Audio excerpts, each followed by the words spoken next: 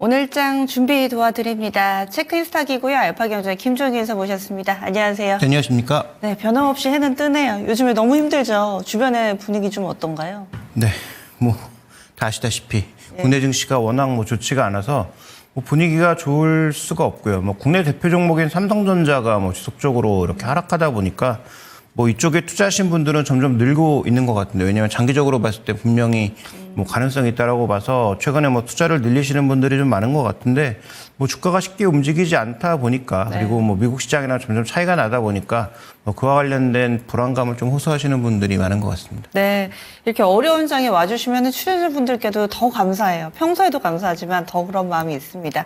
오늘은 어떻게 준비를 해주셨을지 첫 번째 포인트부터 살펴봅니다.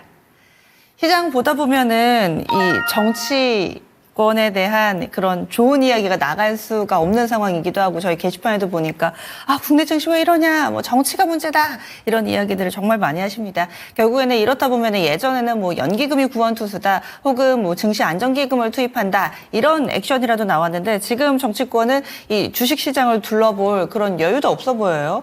과연 정부 정책이 어떻게 나올 것인가, 나오긴 할 것인가, 정부 정책에 주목해 주셨는데 어디서부터 풀어가 볼까요? 네, 이제 한국 정부 정책은 아니고요. 한국 정부에는 지금 뚜렷한 정책이나 방향성은 없는 것으로 아니에요? 보이고, 네.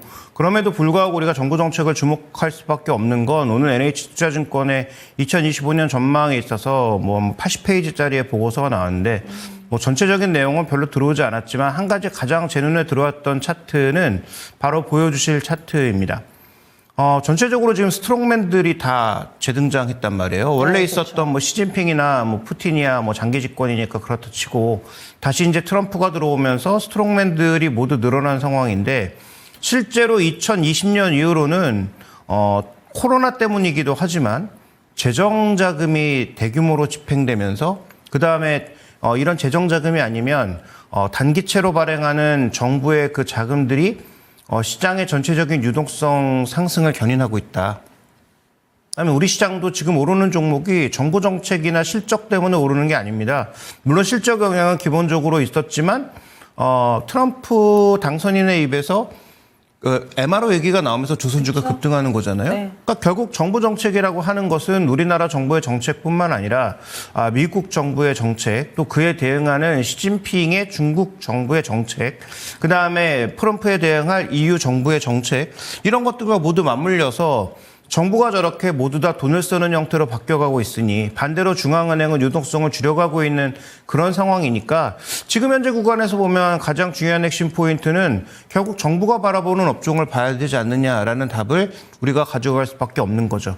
그래서 미국 정부의 여러 가지 방향성, 새롭게 출발하는 트럼프 2기 정부의 방향성이 인선들이 하나둘씩 발표되면서 좀 더 구체화될 것으로 보이는데, 12월 달엔 우리가 가장 주목해 봐야 될 건 이미 튀어오른 종목군들은 어쩔 수 없다 치더라도 그 위에 어떤 정책의 방향성이 나오는지를 계속 좀 주목해 보면서 바라볼 필요가 있겠고요.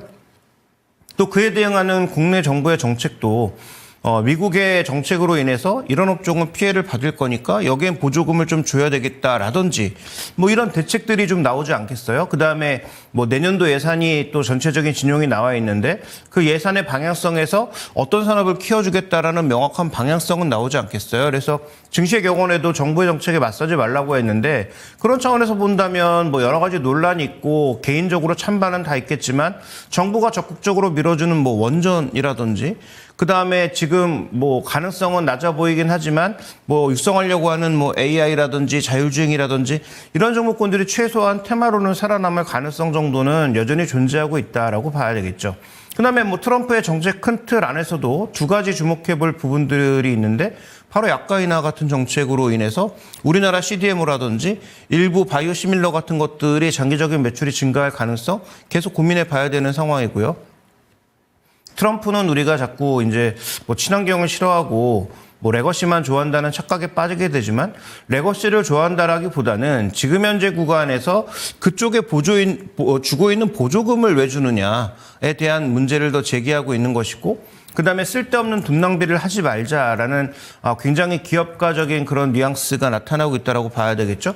그런 관점에서 봤을 때 그러면 이런 보조금들은 어디로 이동할 것이냐에 초점을 맞춰서 우리가 좀 시장을 바라봐야 되지 않느냐. 그런 의미에서 아까 준비된 그림에서 보신 것처럼 전체적으로 재정 정책의 영향력이 커지고 있다라는 점, 그다음에 전 세계 정치의 지형은 스트롱맨들이 점점 올라오고 있다는 점, 이 두 가지를 본다면 정부가 어떤 정책을 내놓는지, 특히 출범하는 트럼프 정부에 맞춰서 각국 정부가 어떠한 대응책을 내놓는지가 굉장히 중요하다. 이렇게 좀 봐야 될 것 같습니다. 어찌 보면은 약간 좀 슬픕니다. 국내 증시하면서도 해외 증시에서 어떤 정부에서 어떤 정책 내놓는지 보고 공부를 좀 해야 되니까. 근데 이 해외 쪽에서는 정책이라도 내놓으니까 공부라도 할 수 있지. 우리 정부 쪽에서는 지금 뭐 나오는 게 아무것도 없는 데다가 이런 상황 가운데서 뭔가 좀 앞으로 이 트럼프 2.0에 어떻게 좀 대응을 할 것인가.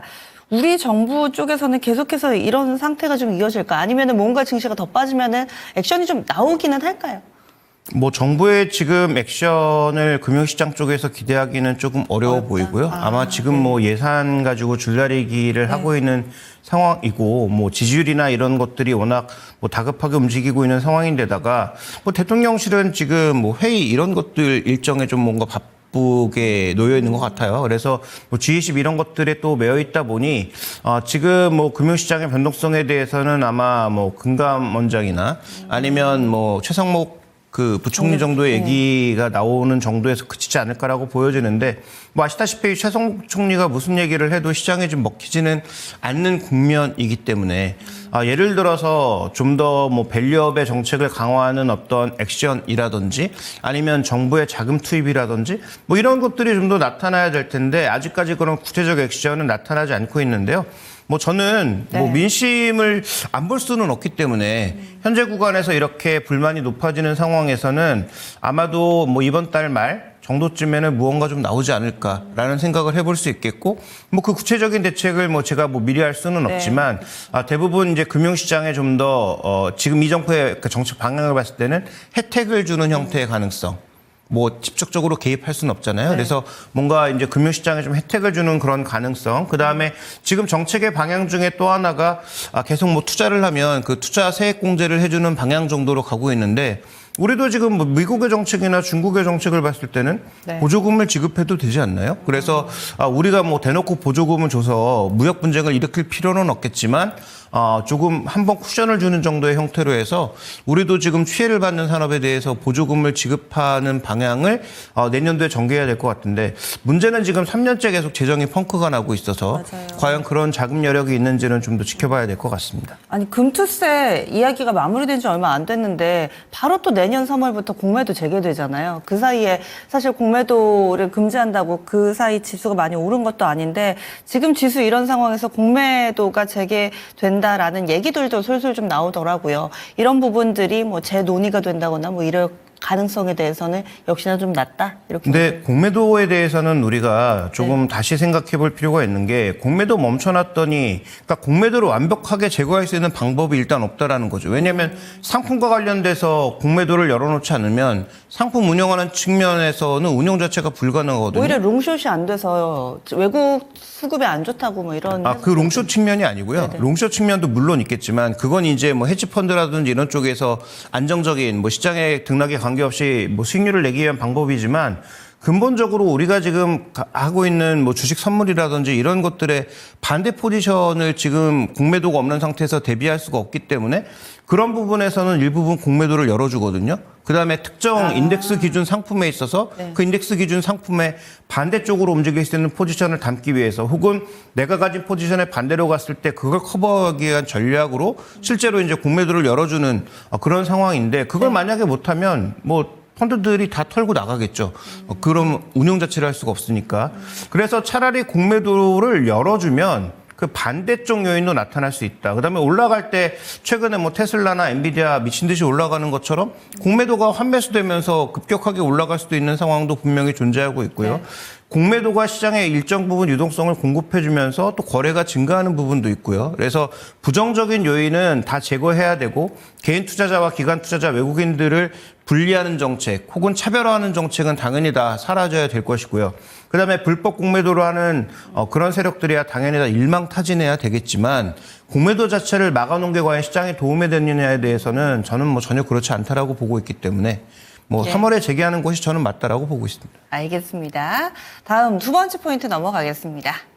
그러면은 상대적으로 좀 많이 하락한 종목군들, 지수도 밀렸지만 하락한 종목군들이 많습니다. 이때 바닥에서 좀 저가 매수를 할 수 있는 종목, 이런 종목군은 어떤 업종이 있을까? 바텀 피싱 보겠습니다. 어디서부터 접근을 해볼까요? 네, 뭐 11월 달에도 제가 계속 말씀드렸던 게 뭐 3분기 실적에 있어서는 중요한 건 비용 통제다. 근데 뭐 비용 통제가 안 되면서 우리나라는 절반 이상의 종목군들이 어닝 쇼크를 내고 있고요. 그다음에 지금 현재 구간에서는 낙폭과대가 11월 종목 선택에서 가장 중요한 포인트라고 했는데 NH투자증권은 내년에도 바텀 피싱이 가장 중요하다. 대신 바텀 피싱이 포인트가 아니고 바텀 중에서 플러스 턴어라운드. 그러니까 실적이 돌아서는 종목군들을 좀 봐야 된다라는 그런 전망을 내고 있습니다.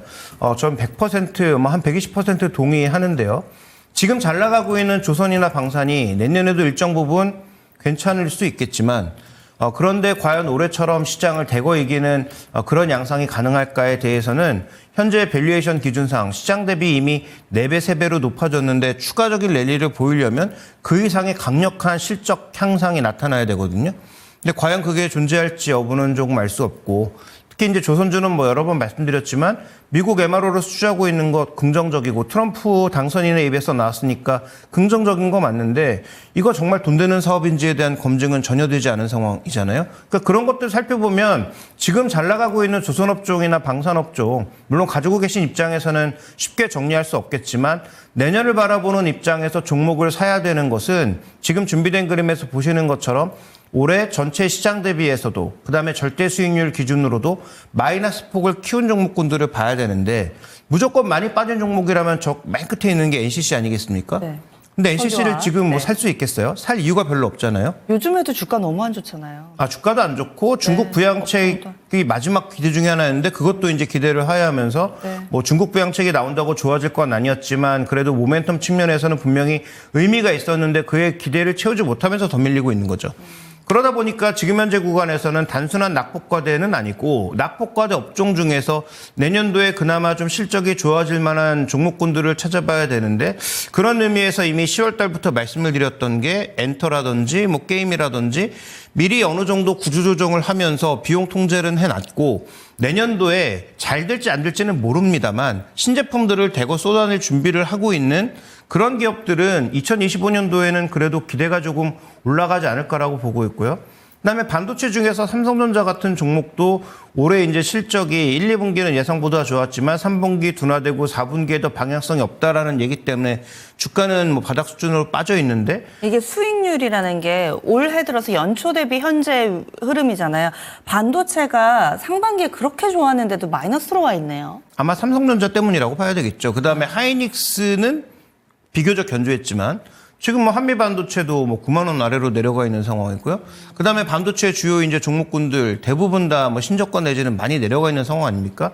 그나마 좀 올라갔다라고 하는 종목군들이 대부분 다 마이너스를 보여주고 있기 때문에 하이닉스 하나 버텼다고 해서 전체적으로 수익률이 좋을 수가 없죠. 이건 아마 업종을 묶은 그런 형태라고 봐야 되니까. 그래서 저 반도체는 삼성전자, 하이닉스 두 종목만 있는 게 아니고 반도체 섹터 전체가 포함되어 있으니까 당연히 수익률이 좋을 수가 없고요. 그러니까 그런 차원에서 봤을 때 정말로 실적이 바닥을 찍고 터닝할 수 있는 건 삼성전자뿐만 아니라 삼성전자나 하이닉스의 투자가 재개되면서 움직일 수 있는 뭐 장비 소재도 그들의 투자가 다시 재개되는 순간부터 좋아질 수가 있는 거겠죠. 그런 의미에서 하나 좀 살펴볼 필요가 있겠고 어제 이제 기관 외국인 매수가 폭발했던 게 네이버인데 네이버는 오히려 저는 이익은 나빠질 수도 있을 것 같아요. 그런데 이번에 그 컨퍼런스에서 가장 강조했던 게 뭡니까?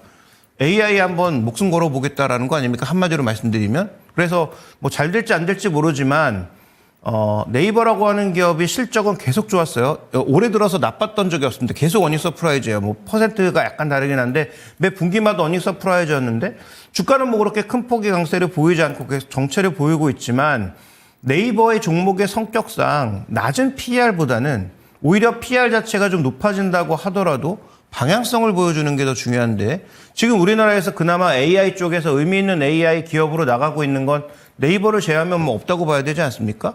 SK텔레콤이 자기도 AI 기업이라고 항변하고 있지만 SK텔레콤의 AI는 남의 거 모아놓은 거잖아요. 그래서 남의 거 모아둬서 그걸 이제 일종의 서비스로 제공하는 게 지금 SK텔레콤의 AI이기 때문에 큰 의미를 부여하기는 어렵고 자체적인 어떤 LMM 모델을 통해서 스스로의 어떤 로직을 만들어내고 있는 기업은 뭐 네이버 정도라고 봐야 되고 네이버에 있는 라인이라든가 여러 가지 버티컬 서비스들이 AI로 연결이 돼서 긍정적인 어떤 흐름을 만들어낼 수 있고 더 중요한 건 한글로 된 말뭉치가 결국은 뭐 구글이 아무리 뭐 점유율을 높이고 무슨 노력을 한다고 할지라도 네이버보다 많을 수 없거든요. 그러니까 네이버의 적어도 20년간 쌓여있는 그 말뭉치를 적어도 이길 수가 없고 그래서 네이버가 이번에 컨퍼런스에서 보여준 AI 핵심 포인트는 말의 뉘앙스를 이해한다는 거죠. 그러니까 중간에 들어가는 포즈의 의미라든지 이런 것들까지 이해해서 대답해주고 그와 관련된 서비스를 내놓는다는 것 자체가 의미가 있다면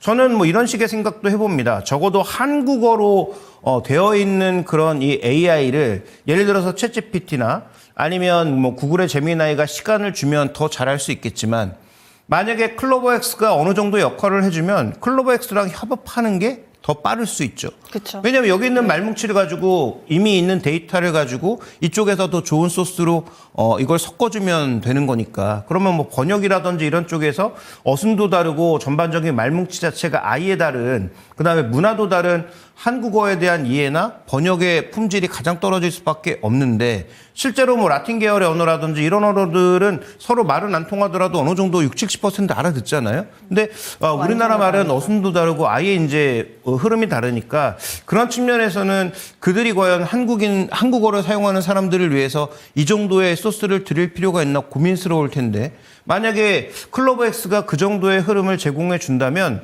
저는 네이버의 의미는 좀 달라질 수 있다라고 보고 있습니다. 그래서 내년도에 뭐 2조 정도 투자한다고 했으니까 네. 아마 뭐 분기별로 적자 날 수도 있지 않을까라고 보여지는데 그런데도 불구하고 만약에 클로버엑스에서 의미 있는 어떤 흐름들을 이끌어낸다면 과거 라인 투자에서 조금 실적이 떨어졌을 때도 주가가 올라갔던 것처럼 오히려 PR이 올라갈 수 있는 국면이 있다라는 측면에서 IT 서비스 쪽도 좀 봐야 되지 않나라고 보고 있습니다. 네, 지금 뭘 봐야 되냐라는 이 물음에 대한 답이었습니다. 조금 전에 차트 보셨는데요. 거기 까만색으로 칠해진 종목군들 주가는 퍼포먼스는 별로 좋지 못했지만은 앞으로 좋아질 만한 종목 낙폭과대 여기에서 플러스 알파로 실적 개선이 기대되는 종목 잘 골라보시면 되겠습니다. 의견 나눠봤고요. 다음 마지막 포인트 넘어갑니다. 마지막으로는 종목을 하나 가져오셨는데 파라다이스입니다. 경쟁에 빠진 파라다이스 해법은 해주셨어요. 파라다이스를 보신 이유부터 좀 들어보고 싶어요. 네, 이제 이 종목 이렇게 신저가에 빠지고 실적도 별로인 종목을 왜 보느냐라고 뭐 반문하실 수 있겠지만 제가 주목하고 있는 건 빠진 주가는 결국은 이게 정말로 구조적인 악재, 이제 망해가는 기업이다. 그래서 주가가 빠지고 있는 거다라고 하면 볼 필요가 없죠. 그런데 뭐 망할 기업은 아닌 것 같고 지금 뭐 준비된 그림부터 보여주시면 주가는 뭐 이렇게 줄줄 빠지고 있습니다만 이 기업의 핵심 포인트는 매출이 느는데 이익이 안 늘고 있다는 게 핵심 포인트입니다. 결국은 인스파이어 때문에 바로 옆에 생긴 인스파이어 때문에 광고 선전비가 대거 늘어나면서 매출은 분명히 꾸준하게 증가하고 있음에도 불구하고 전체적으로 실적이 안 좋아진 게 GKA나 파라다이스 공이 마찬가지란 얘기죠. 그러면 이 얘기는 뒤집으면 뭡니까? 매출이 계속 성장하고 있기 때문에 그다음에 내년도에도 전체적으로 매출이 성장한다라고 보고 있기 때문에 그러면 비용 통제만 되면 이익은 급속도로 좋아진다는 얘기가 되겠죠. 그래서 이런 종목군들이 지금 주가가 내려가니까 신저가니까 쳐다보지 말아야지를 얘기해야 되는 게 아니고 매출이 계속 늘어나고 있기 때문에 그러면 비용 통제만 되기 시작하면 이익은 급격하게 좋아질 수 있다. 매출이 지금 역대급 수준이에요. 왜냐하면 리조트 쪽에서 나오는 매출이 크게 증가했고 그다음에 우려했던 이 카지노 같은 경우에도 다음 이제 준비된 그림 보여주시면 중국 정도만 지금 돌아오지 않았지 일본은 이미 과거를 넘어섰고요. 2019년도에 최고치를 넘어섰고 롯데개발처럼 그 제주도에 주로 이제 그 카지노가 있는 그 회사 같은 경우에는 실적이 대거 늘었습니다. 왜냐하면 중국인들이 지금 제주도에는 전혀 그 비자 문제가 없잖아요. 그러다 보니까 제주도는 마음대로 뭐 왔다 갔다 하는데 뭐 30일인가 아마 그 정도 무비자일 거예요. 그러다 보니까 그쪽은 매출이 늘었단 말이죠. 그러면 중국이 비자를 열은 상태에서 뭐 우리 정부가 해줄지 안 해줄지 모르지만 만약에 그런 요인들이 생겨서 중국인들이 늘어날 수 있는 그런 요인들이 생긴다면 그러면 아마도 마케팅비도 좀 줄고 그다음에 매출이 늘어나는 만큼 이익이 더 증가할 수 있는 기회가 있는 게 아닌가? 그래서 지금 상대적으로 주가가 싸진 지금이 하나의 그 포인트가 되지 않을까라고 보고 있고요. 그다음에 이 종목이 주주환원을 과거부터 뭐 한다 얘기만 떠들고 하지 않는 기업입니다. 지금 뭐 배당 수익률도 이렇게 낮아진 주가에도 1% 정도밖에 안 되는 그런 상황이에요. 그래서 뭐 좋아진 매출 때문에 어느 정도 지금은 인스파이어의 경쟁으로 인한 광고 선전비를 많이 쓰고 있지만 그런 비용을 줄여서 만약에 주주환원으로 좀 돌리는 그런 모습이 나타난다면 저는 뭐 주가 회복이 굉장히 빠른 속도로 나타날 수 있다라는 측면에서 우리가 바라봐야 되는 건 떨어지는 주가가 아니고 늘어나는 매출이다라고 말씀을 드리고 싶습니다. 그러면 조금 전에 말씀드렸던 그런 전제 조건들이 해결되지 않으면 계속해서 주가는 보수적으로 좀 봐야 되는 건 맞죠?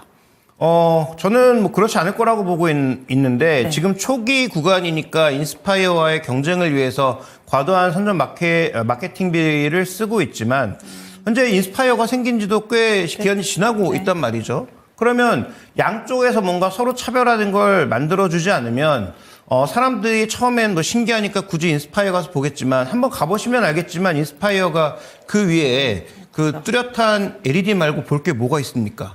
없거든요. 그러면 거기도 카지노 외에 그 특이한 LED 말고 아무것도 별로 없다. 오히려 리조트 측면에서는 가보시면 알겠지만 파라다이스가 훨씬 놀 곳도 많고 그다음에 뭐 주변 시설 인프라 이런 것도 훨씬 좋으니까 그런 측면에서 본다면 저는 뭐 파라다이스의 지금 인스파이어로 인한 실적 악화 효과는 아마도 뭐 길어봐야 내년 상반기 이전에 끝날 가능성이 높다라고 보고 있어서 그래서 내년도에는 좀 긍정적인 흐름으로 봐야 되지 않나. 오히려 늘어나는 매출에 좀 더 포커스를 맞춰야 될 것 같고, 만약에 이제 중국 입국의 어떤 이 비자 면제가 좀 더 확대되는 모습, 뭐 우리도 뭐 중국에게 많이 줄 수는 없으니까 중국이 준 만큼만 뭐 15일? 뭐 이 정도로 준다면은 아마 그 정도는 좀 긍정적인 흐름으로 나타날 수 있지 않을까라고 보고 있습니다. 예, 알겠습니다. 이렇게 해서 종목, 업종, 그리고 시장 전체적인 얘기까지 골고루 다뤄봤습니다. 체크인스탁이었습니다.